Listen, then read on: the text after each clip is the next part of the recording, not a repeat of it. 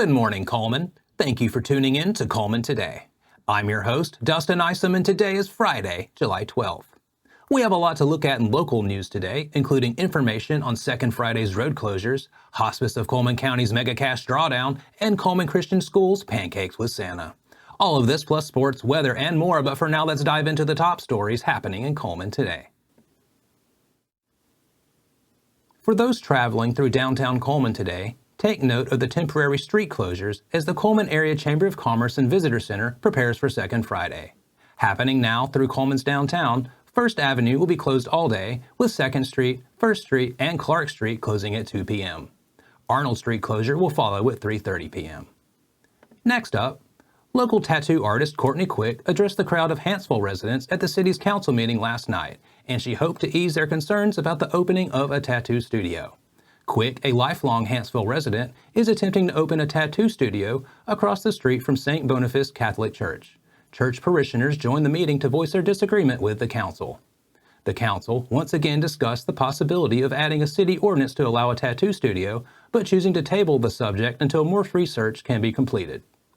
And to finish out our top stories, the Sea of Good Hope's park is getting a facelift. The crews at the city's park department are busy at work in the beginning stages of what will eventually become 4 new pickleball courts, a new basketball court, and a splash pad. This is an ongoing project, and there have been no projected completion dates given at this time. Now that we have the top stories out of the way, we're going to take a quick break before returning with sports. Discover what's buzzing in Cullman with Community Matters, where every story pops off the page with local flair. It's the magazine that's got the inside track on what's now, what's new, and who's who. Get the lowdown on top eats and 411 on recipes that'll turn up your summer cooking game. Relive our local team's triumphs on the sports fields and pencil in summer's hottest events for fun the whole family will love. Get your copy of Community Matters at the Cullman Tribune, any of the local businesses on screen, or scan the QR code.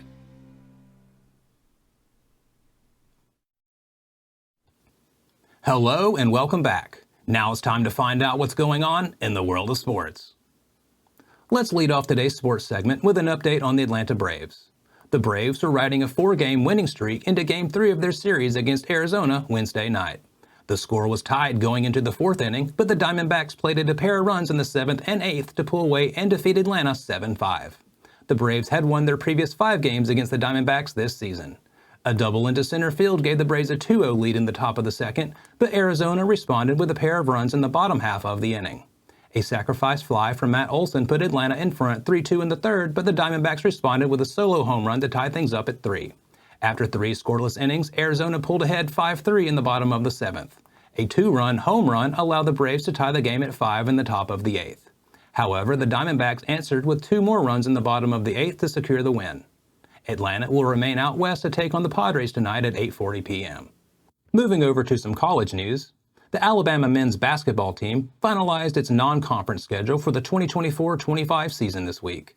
Alabama's season will officially tip off on Monday, November 4th against UNC Asheville inside Cullman Coliseum. The Crimson Tide's non-conference slate includes 6 games at Cullman Coliseum, highlighted by a December 14th matchup against Creighton. Away from Tuscaloosa, the Tide will compete with 4 opponents who played in the 2024 NCAA tournament: Houston, Illinois, North Carolina, and Purdue. Alabama will spend Thanksgiving weekend in Las Vegas at the Players Era Festival. They'll play Houston in their first matchup and will face either Notre Dame or Rutgers in the second game. Tip times and TV designations will be released at a later time. Fans interested in season tickets can fill out the season ticket interest form on RollTide.com. Fans who fill out this form will receive pre-sale access to season tickets before they go on sale to the general public. That covers sports for today, but make sure to check with the Cullman Tribune each day for the latest in sports coverage from across the area. We'll be back right after this message.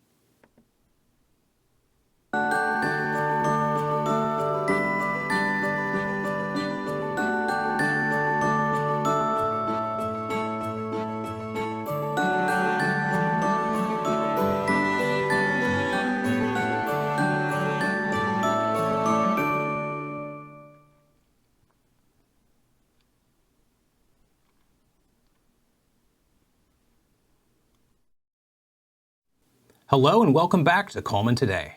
Now it's time to speed things up with the news rundown. 4 stories in under 4 minutes. Cullman City Primary School hosted its final kindergarten tour and Future Bearcat signing day of the summer on July 10th. The tour allowed new and upcoming students to walk the halls and ease their anxieties and to ask questions about the school, staff, or any policies or procedures. The school's administrators and staff, PTO volunteers, along with Cullman High School's cheerleaders and Bearcat mascot, came together to make the day a hit for the school's upcoming kindergarten families.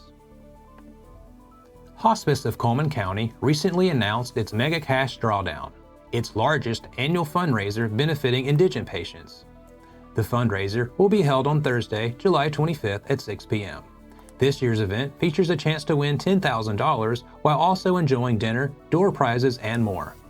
Dinner will be served to ticket holders at 5:30 p.m. with a Mega Cash Drawdown beginning promptly at 6 p.m. This year's meal will be prepared by Stonebridge Farms. In addition, the event will feature prizes and auction items, including a 5-night stay at Sandestin Golf and Beach Resort, as well as the annual cake auction. Tickets are $100 each, and there will be a chance to win additional cash prizes of $500 and $1,000. All money raised will fund indigent patient care. Tickets for the drawdown can be purchased from the Cullman Regional Hospice Office or can be purchased from one of the Hospice Cullman County Board members. Santa will be spending a morning of his summer vacation at Cullman Christian School to enjoy a pancake breakfast. The breakfast is one of the school's fundraisers to support its students and their classroom and school-wide activities. The Pancakes with Santa breakfast will be at Cullman Christian School on Saturday, July 27th from 9 until 11 a.m. Each plate is $10, directly benefiting the school. Register for the breakfast at www.cullmanchristian.org. The seniors in Holly Pond were treated to a sweet breakfast yesterday when Moss Service Funeral Home stopped by with blueberry muffins in celebration of National Blueberry Muffin Day. The seniors meet daily at the center with all seniors welcome. Now for a quick break before we look at the weather ahead and pay our respects with obituaries. I will be right back after this quick message.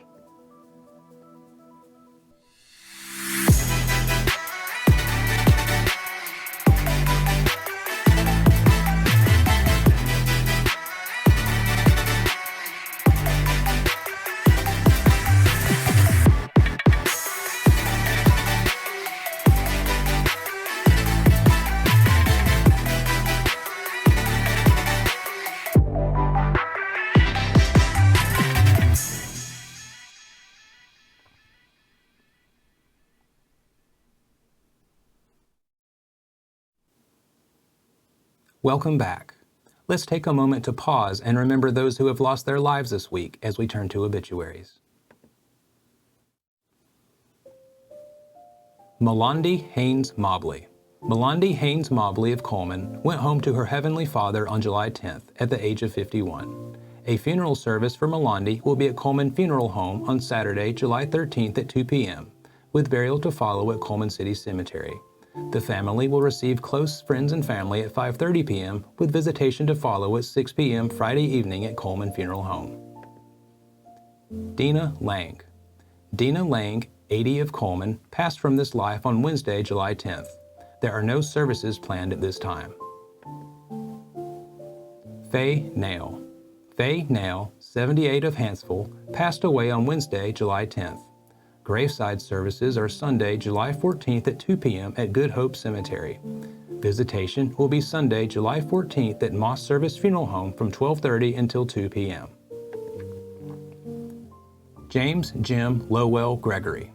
James Jim Lowell Gregory, 81 of Decatur, beloved father, grandfather, and loyal friend to many, passed away peacefully in Decatur on July 13th.